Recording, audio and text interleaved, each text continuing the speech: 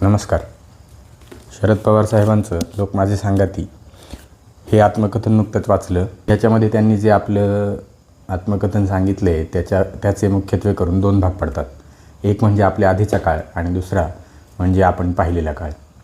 आपल्या आधीच्या काळामधल्या घटनांबद्दल बोलायचं झाले तर पुलोदचं सरकार जे त्यांनी स्थापन केलं ती एक महत्त्वाची घटना जी त्यांच्या आयुष्याची टर्निंग पॉईंट ठरली. पहिल्यांदा मुख्यमंत्रीपदाची शपथ त्यांनी घेतली, मात्र तितकीच ती वादग्रस्तसुद्धा ठरली.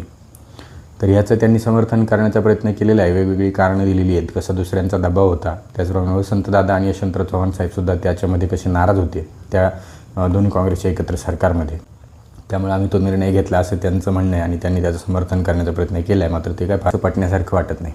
दुसरा महत्त्वाचा काळ म्हणजे 1993 नंतरचा, जेव्हा मुंबईमध्ये बॉम्बस्फोट झाले तेव्हा शरद पवार साहेब मुख्यमंत्री होते. किल्लारीचा भूकंप झाला तेव्हा शरद पवार साहेब मुख्यमंत्री होते. त्यांनी त्या घटना ज्या चांगल्या पद्धतीने हाताळल्या आणि आपत्ती व्यवस्थापनाचं काम जे सुंदर प्रकारे केलं ते सुद्धा खूप वाखाणण्याजोगं आहे आणि त्याचं वर्णन त्यांनी खूप छान प्रकारे याच्यामध्ये केलेले. त्याच्यानंतरचा काळ म्हणजे आपण पाहिलेला काळ सुरू होतो 2004 नंतरचा UPA 1चा काळ, ज्याच्यामध्ये अनपेक्षितपणे काँग्रेस आघाडीचं सरकार आलं. काँग्रेसला फक्त 150 जागा मिळाल्या, त्यामुळं त्याला मित्रपक्षांची फार गरज होती आणि त्यामुळे मित्रपक्षांशी संवाद ठेवून ते सरकार 5 वर्ष चाललं आणि त्याचाच परिणाम त्या सरकारच्या खूप चांगल्या परफॉर्मन्समध्ये आणि ते सरकार रिपीट होण्यामध्ये झाला.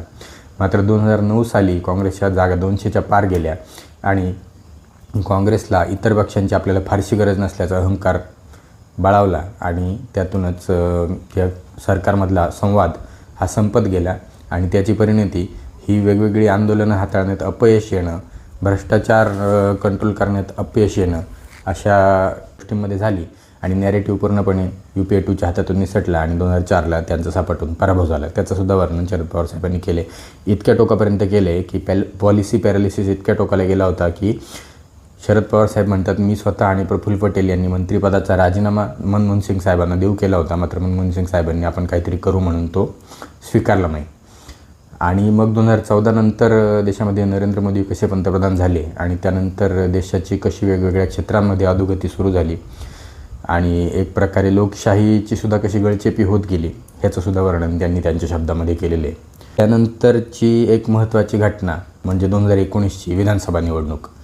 तर त्या निवडणुकीचं त्यांनी स्वतःच्या दृष्टिकोनातून वर्णन केलेलं आहे आणि अर्थातच 2019च्या विधानसभा निवडणुकीचा महाराष्ट्रातला हिरो कोण असेल तर तो शरद पवार साहेब होते. हे ज्यांनी ती निवडणूक पाहिली आणि अनुभवली त्यांना वेगळे सांगायची गरज नाही.